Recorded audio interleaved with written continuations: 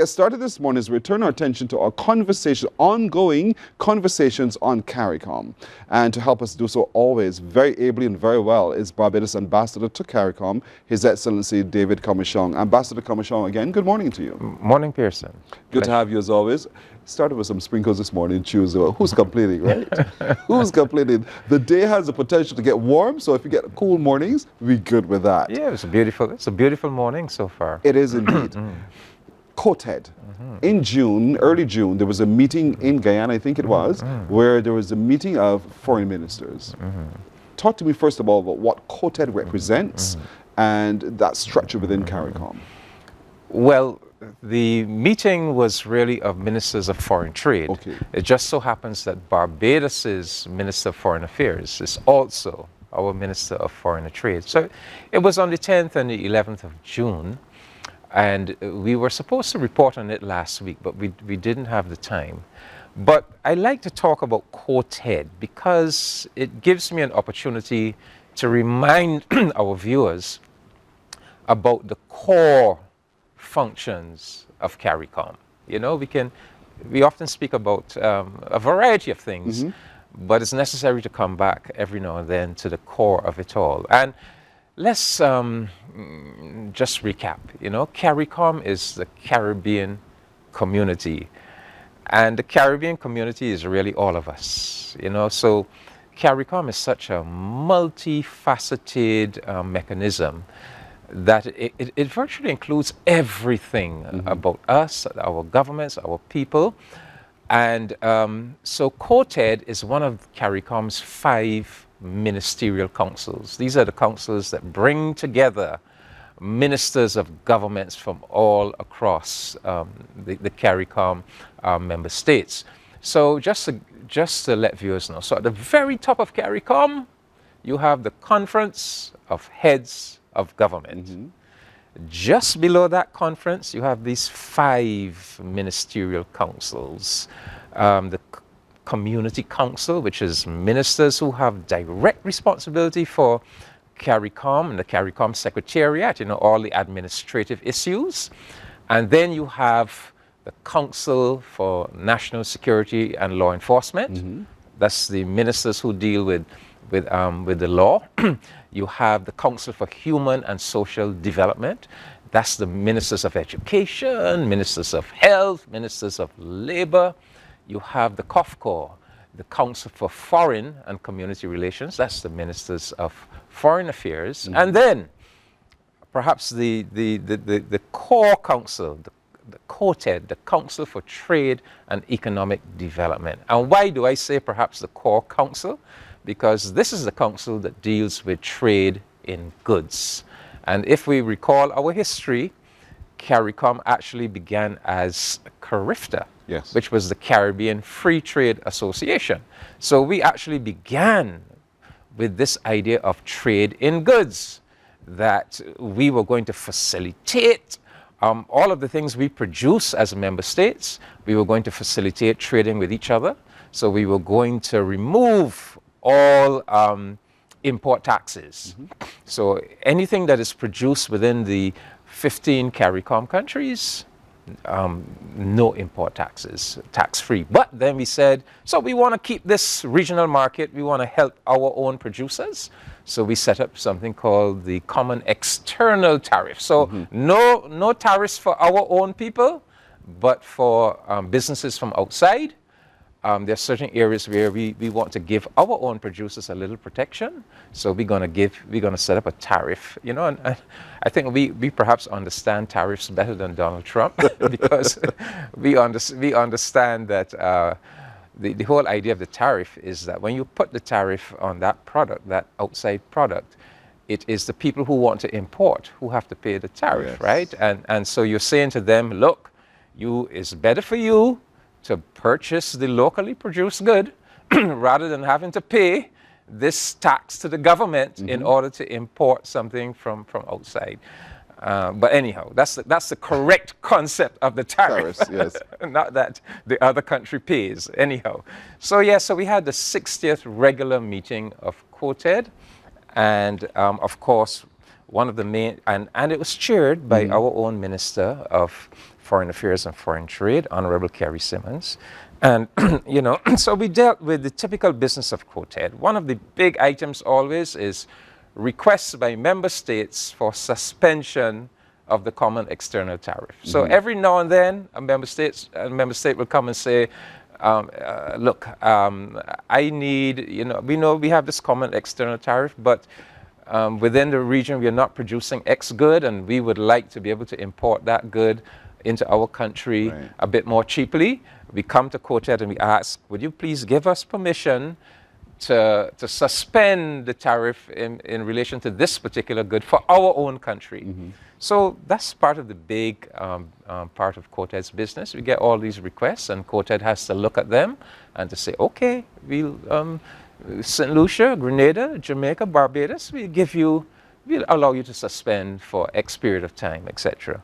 But one of the big things that came up on this COTED, which was a request from Barbados, and I think this would be of great interest to Barbados, was not a request to suspend the CET, the Common External Tariff, but was a request to alter the Common External Tariff on paints and varnishes.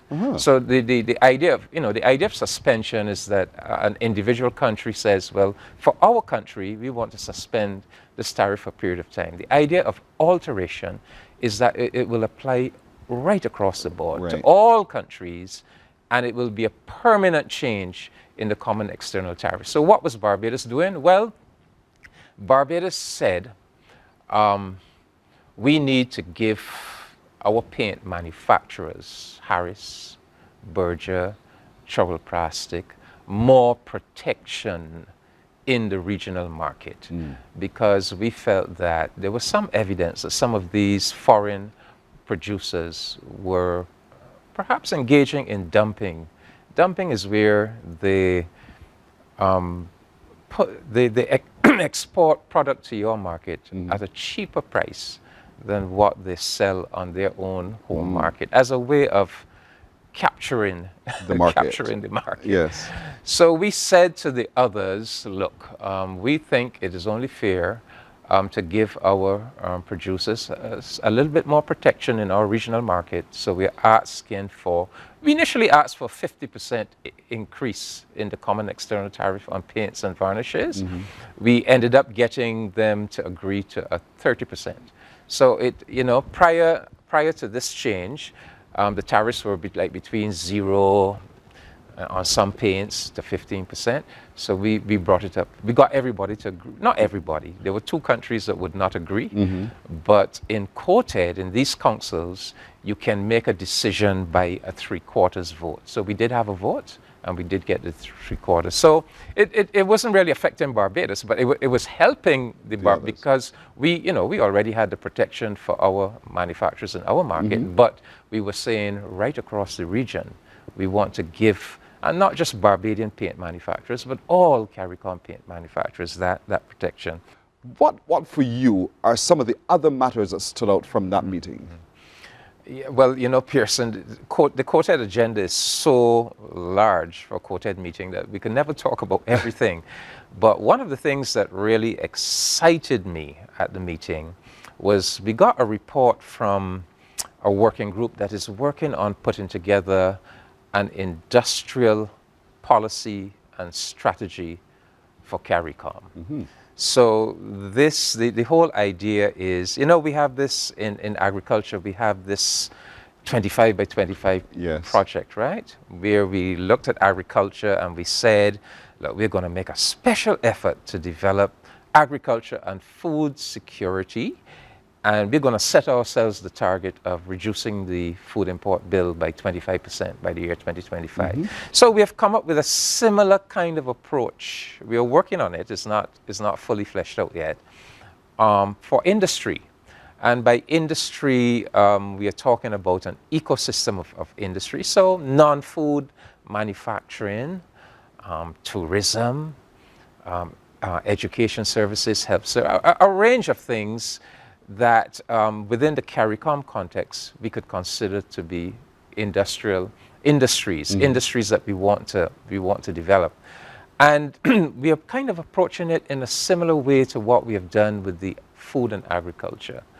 And so the idea would be that just like with the food and agriculture, we gave ourselves a target. Right. So what we will say, for these industrial sectors, the target will be a particular percentage increase in contribution to GDP by the year 2030. So we know we have something to aim at. And then, just like with the 25 by 25 in agriculture, we will have like a head of government who will be like a champion for it. And I hope that we will follow the same model. We will have a ministerial council where we will bring together the ministers and in a kind of a special working group to keep focus on it. And we will give out national targets.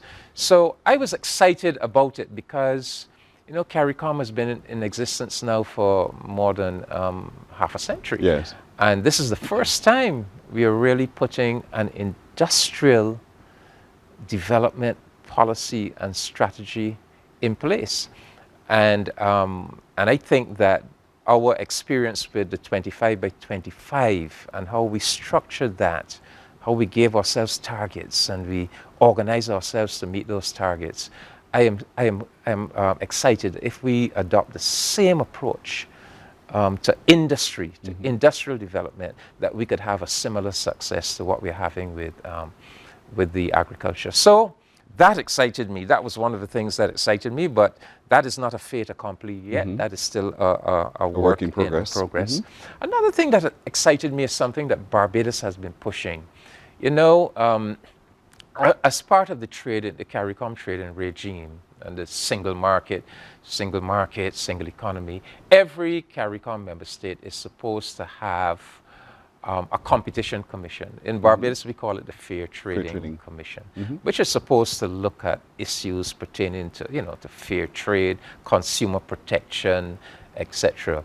But unfortunately, many of the member states have not yet been able to establish their own equivalent of Barbados' Fair Trading Commission.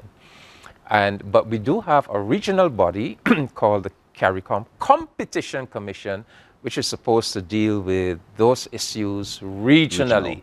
So Barbados has proposed, look, the same way like we have with the CCJ, the Caribbean Court of Justice. It is a regional court that deals with, you know, the policing the Treaty of Chaguaramas, but it is also a national court. So for Barbados, it is our top national court of appeal, you know, replacing the Privy Council. So we came up with the idea to say, why not give the CCC the capacity to function both as a regional competition authority, but also for those member states that don't have a national Fair Trading Commission, why don't we allow them to function as that country's Fair Trading Commission, right? And also, then we came up with the idea, we said, you know, our Fair Trading Commission also regulates public utilities, right? So we said that, you know, we all kind of have to make this transition from electricity to renewable energy. But our regulators, like the Fair Trading Commission, because this is something very new, to make this transition to renewable energy is very new.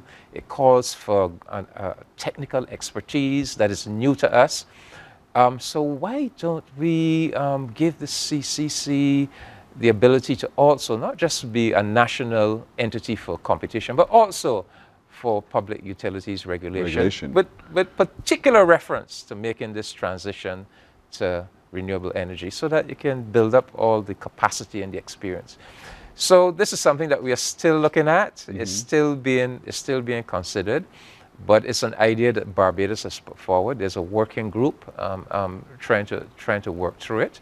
But we think that honestly, that if we could get more collaboration, especially on this business of developing the capacity to properly regulate electricity and the transition to renewable energy, that would be a great benefit to the whole region, because we have to make that, you know, this is our future agenda. We have to make that transition to renewables. We have to free ourselves from all of the tremendous amount of foreign exchange that we spend every year in purchasing these fossil fuels. So that again excited me, but again, that's still something very much in progress. And then, you know, COTED monitors, we have monitoring mechanisms for sugar, cement, rice, red kidney beans. So this is where kind of sensitive products that we want to make sure we are protecting Caribbean production. We keep an eye on them: sugar, cement, rice, etc. Free movement of community nationals, you know, we looked at that. I think it is clear what is going to happen with that decision to move to free movement. It is obviously going to be a coalition of the willing. Yes. Right now, fortunately, we were able to put in place something called the Protocol on Enhanced Cooperation, which says that if we can't get unanimous agreement on something, if everybody is not ready to move at the same time, those member states that are willing can, you know, make that move just with themselves, right? And it is clear now that where the free movement is concerned, we are going to have to invoke that protocol and enhance cooperation, and those that are ready to go. And Barbados is one that is ready to go. Yeah, so we should soon see at least a number of member states making that step. A big front of package labeling that came up again. We are on the cusp of pinning down that decision to have this front of package labeling mandatory across the region. So the decision taken was that we need to have a meeting of the COTED and the COSOD. The COSOD would bring together the ministers of health, because this issue, this front of package labeling, is both a trade issue and it's a health issue. Yes. So the two councils need to come together and make the final decision. So that was decided. And then there was a lot of discussion about Article 164. Article 164 of the revised treaty. This is our Bible, so to speak, the revised Treaty of Chaguaramas. But you know, CARICOM is broken up into the more developed countries: Barbados, Trinidad, Jamaica, Guyana, and the less developed countries. The less developed countries are the OECS countries, along with Haiti. And we have a special article called Article 164 that tries to give, that is designed to give some benefits, some additional benefits and protection to the less developed countries at the expense of the more developed countries. And just read it for you, because it is a core of CARICOM, right? Article 164 says, upon application made in that behalf by the less developed countries, COTED may, if necessary, as a temporary measure in order to promote the development of an industry in any of these less developed countries, authorize such less developed countries to suspend community origin treatment to any description of imports eligible therefore on grounds of protection in one or more less developed countries. So what that really means is, you know, the general rule across CARICOM is that once something is produced in a member state, no tariffs, you know, totally free trade. Right. But it says, look, we are going to make an exception for the less developed countries. We are going to give them the right to come to COTED to say, we want to protect. We have some, you know, we have some industry, and we fear that if we don't have any protection, that the more powerful industries in Barbados and Jamaica and Trinidad might destroy our fledgling industry. And COTED will look at it, and COTED will say, okay, we give you the right to put some tariffs on the Barbadian or the Trinidadian or Jamaican importers to protect. So, but it comes up periodically, because in addition to like that tariff protection, we are also, CARICOM is also supposed to be helping these less developed countries to advance their industrial development so that they can get more diversified Yes. economies and stronger economies. Because typically, most of the LDCs, you know, the economy depends very much like on maybe on tourism. That's why some of them have this citizenship by investment program, because the economies are not as diversified, let's say as a Barbados or Trinidad or Jamaica, you see. So this issue always comes up with the less developed countries saying, you're not doing enough. You're not doing enough. You know, you have to, CARICOM, you have to do more to help us to develop. And CARICOM set up something called the CARICOM Development Fund to help with that process of helping to fund the industrial development of the less developed countries. But there's always an issue about not enough resources and not enough being done. So you would, from time to time, you would hear, recently you would have heard some of the LDC leaders like Prime Minister Gonzalez and Alan Chastanet complaining about that the LDCs are not being given a fair treatment. And so much to the point where they wanted us to say, hey, let's tread on our own, let's separate ourselves from. But that's a different discussion completely. That would be a big mistake, you know? We just, what we have is good, we just have to work harder at making it work as efficiently as possible. But so those were, for me, would have been some of the highlights of the recent COTED meeting. It was a very extensive meeting, clearly. And so, Ambassador, we want to thank you for that report on it. And we'll watch, because those things that Barbados has advanced, those two that are still in the works, sound really good. Exciting, and if they do come to full fruition, we can see how the peoples of the region will benefit truly. And so I want to thank you for that opportunity. Thank you. My pleasure. That's been our conversation on CARICOM today with Ambassador David Comissiong, Barbados Ambassador to CARICOM. Morning, morning, morning. Good morning.